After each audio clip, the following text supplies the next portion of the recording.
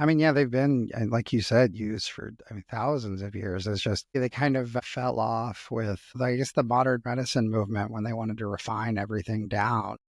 Well, let me go back one thing just to say when they really fell off in my mind, it was with domineering religious groups that wanted to be the link between you and spirituality and didn't want you to have your own direct way. So when we think about Western culture, we think about the Greeks.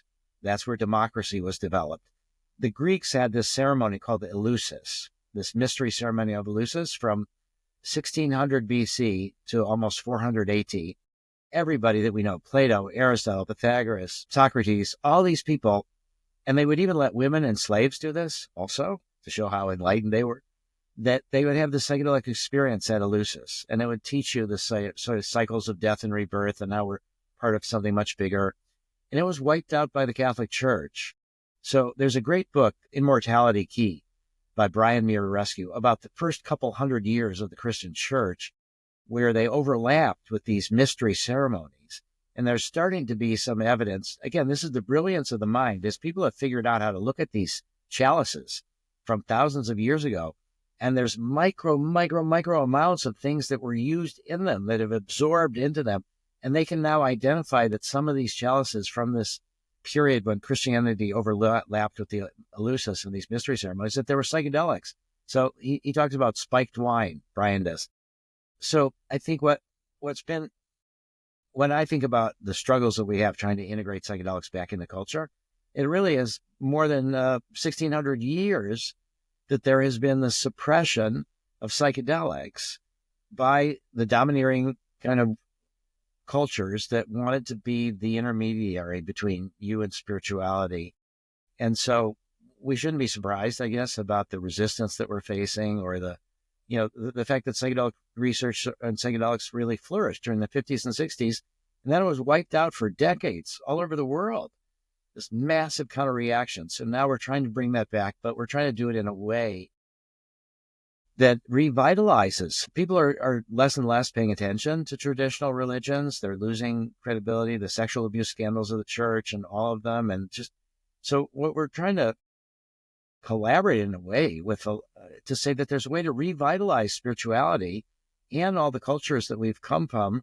Doesn't mean one world religion or anything like that, but it just means a little bit less literal, less, there's only one way. There's like thousands of religions in the world, and everyone, not everyone, but most of them say, hey, we're the only one, right one. There's been these power systems that wanted to be the direct route, or instead of us, the direct experience, they wanted to be the intermediary.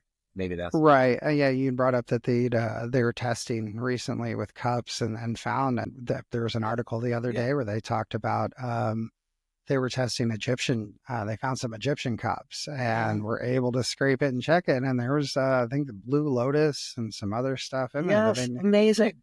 Yeah. So we know that they've been using these psychoactive substances for literally thousands of years. And it's, yeah. And I think that's what's really been one of the really important parts, and even a huge part of that is you doing it responsibly. And I think that was part of the issue at the 60s was it was Timothy Leary selling enlightenment at $3 a hit.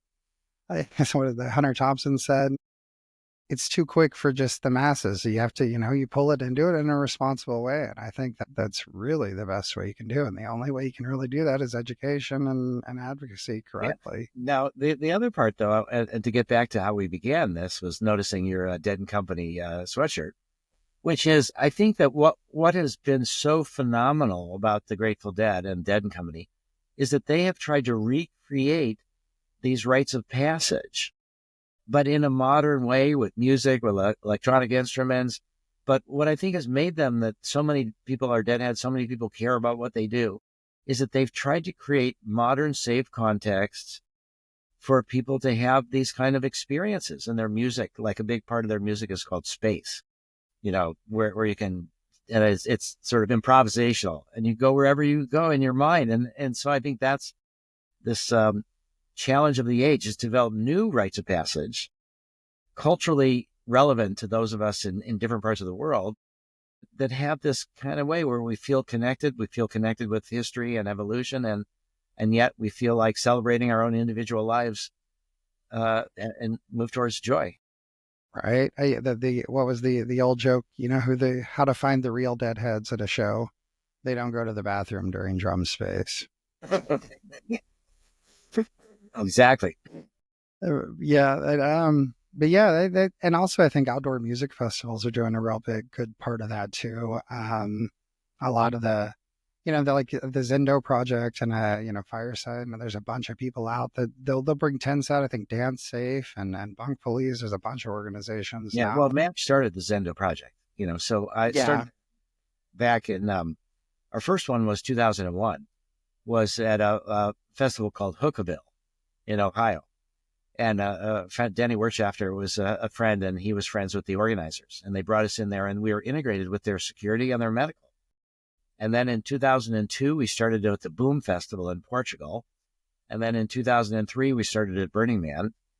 And it's this idea that it goes back to the sense that it's a fundamental human right to change your consciousness. And it doesn't need to be only within a religious context or within a medical context. We can create our own context, like dead shows or festivals, outdoor festivals, things like that. But people will inevitably get in over their heads, and it will become difficult, and they will sometimes shut down, resist, and be worse off for very long periods of time. So the idea is, in a harm reduction context, which you've talked about a bunch of times, one of the ways would be psychedelic support, peer support for people that, because we don't want people, when it gets difficult, to push it away. We want to help them process it. So that's where the Zendo project is formed. And now last year in Burning Man, we had hundreds and hundreds of volunteers to help 24/7 for 7 days. And we had about 500 people come for help and to talk about and integrate what they went through. And that's what I think is a responsible way, where it's free for people to access. They know what they're getting is pure. But if they need help, there's ways in which it's like at any festival, if they didn't have medical staff, they would be irresponsible. You have to have medical staff if somebody gets hurt, but you should also have staff for people's emotional and spiritual processing of psychedelics or whatever else they do. Even if it's nothing, some of these festivals are so both inspiring but also kind of catalyzing that even people that don't do any drug, like when your daughter went to the Dead Show, it still impacts even if you don't do drugs at all. It's really powerful.